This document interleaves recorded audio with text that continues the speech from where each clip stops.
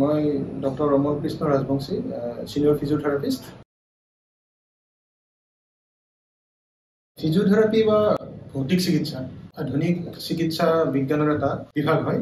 এই বিভাগত মাস্কুলোস্কেলিটেল ডিজৰ্ডাৰ বা মাংসপেশী বা আমাৰ শৰীৰৰ আমাৰ জঁকাৰ লগত জড়িত যিখিনি বিসংগতি আছে সেইখিনি ফিজিঅথেৰাপিৰ সহায়ত বিভিন্ন ব্যায়াম তাৰ লগতে বিভিন্ন বৈদ্যুতিক সঁজুলি ইলেক্ট্ৰিকেল ইকুইপমেণ্টৰ দ্বাৰা চিকিৎসা কৰা হয়। ফিজিঅথেৰাপিৰ ওচৰত আহিবৰ কাৰণে চিকিৎসকসকলে ফিজিঅথেৰাপিষ্টৰ ওচৰত ৰেফাৰ কৰিব পাৰে বা কিছুমান ৰোগী পোনপটীয়াকৈ ফিজিঅথেৰাপিষ্টৰ ওচৰলৈকে আহিব পাৰে। ফিজিঅথেৰাপিৰ ওচৰত কেতিয়া আহিব লাগে?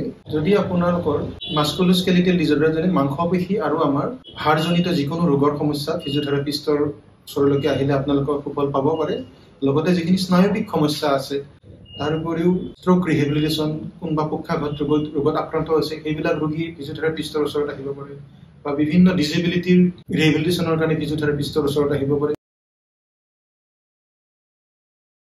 মানে কি আমি কিছুমান ৰোগৰ পৰা হাত সাৰি থাকিবৰ কাৰণে বা পৰিত্ৰাণ পাবৰ কাৰণে অকল ফিজিঅথেৰাপিৰ সহায় ল'ব পাৰোঁ।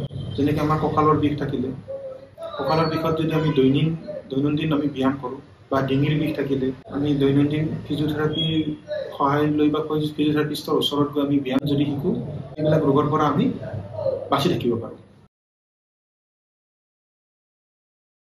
ঠাণ্ডা দিনত ভৰিৰ গেৰুৱা বিষটো আজি কমন এটা প্ৰব্লেম আৰু এতিয়া আমাৰ ঠাণ্ডা দিন আহিছে। ঠাণ্ডা দিনত আমাৰ এইটো বিশেষকৈ বয়সস্থ মানুহৰ মাজত দেখা যায়। ভৰিৰ গেৰুৱা বিষৰ মেইন কাৰণ হ'ব পাৰে দুটা হ'ব পাৰে। এটা আমাৰ মানে কি ভৰিৰ গেৰুৱাৰ পৰা হাড় বাঢ়িলে কেলকেনিয়ান স্পাৰ বুলি কয়, আৰু এটা বেমাৰ আছে প্লান্টাৰ ফেচাইটিছ বুলি কয়। এইকেইটা বেমাৰত ভৰিৰ গেৰুৱা বিষ হয়। ৰাতিপুৱা শুই উঠাৰ লগে লগে ভৰিৰ গেৰুৱাটো কাটিব নোৱাৰে, বহুত বিষ হয়। এইটোৰ কাৰণে আমি ফিজিঅথেৰাপিৰ সহায় ল'ব পাৰোঁ। কিছুমান আমাৰ ব্যায়াম আছে বা কিছুমান আমাৰ ইলেক্ট্ৰনিক মডেলিটিছ আছে বা বৈদ্যুতিক কিছুমান আমাৰ সঁজুলি আছে যাৰ সহায়ত আমি গেৰুৱাৰ বিষৰ পৰা পৰিত্ৰাণ পাব পাৰোঁ।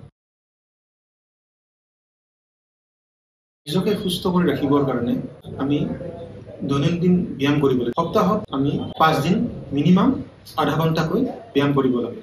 লগতে আমি পুষ্টিকৰ খাদ্য খাব লাগে, অত্যধিক নিমখযুক্ত খাদ্য পৰিহাৰ কৰিব লাগে, চৰ্বিযুক্ত খাদ্য পৰিহাৰ কৰিব লাগে, আৰু এইখিনি নিয়ম আৰু আমি টোপনি মিনিমাম 7 পৰা 8 ঘণ্টা টোপনি মাৰিব পাৰিব লাগে।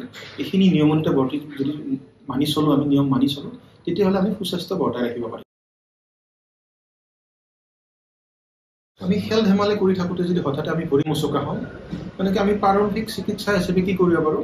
মচকা ঠাইত আমি বৰফ লগাব পাৰোঁ, আইচ লগাব পাৰোঁ। তাৰপিছত আমি ৰেষ্ট ল'ব লাগিব আৰু সেই যিটো জেগা আমাৰ মচকা খাইছে সেই ঠাইটো আমি অলপমান ওখ কৰি ইলিভেট কৰি থ'ব লাগিব, যাতে তাত চুৱেলিং নহয় বা খহি নাযায়। আৰু আমি প্ৰথমতে মানে কি আমি যদি মচকা হওঁ তেতিয়াহ'লে তাত গৰম লগাব নালাগে, সদায় আমি ঠাণ্ডা লগাব লাগে, আইচ লগাব লাগে।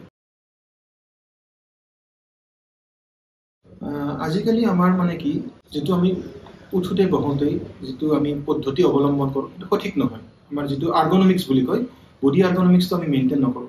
আমি টিভি চাওঁতে আমি শুই পেলাই টিভি চাওঁ বা বহোঁতে আমি বেলেগ পজিশ্যনত বহোঁ, তেতিয়াহ'লে আমাৰ যিটো শৰীৰৰ এটা সাজোন আছে সেই সাজোনটো বিসংগতি ঘটে। তাৰ ফলত আমাৰ মেকানিকেল বেক পেইনটো হয়।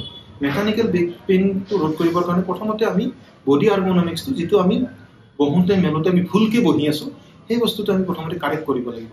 তাৰপিছত আমি ৰেগুলাৰভাৱে যদি আমি কষ্টত বা ব্যায়াম কৰোঁ, তাৰ ফলত আমাৰ বিভিন্ন পিঠিৰ লগত জড়িত বিষ বা মেকানিকেল বিষ মেইনলি আমি বাচি থাকিব পাৰোঁ।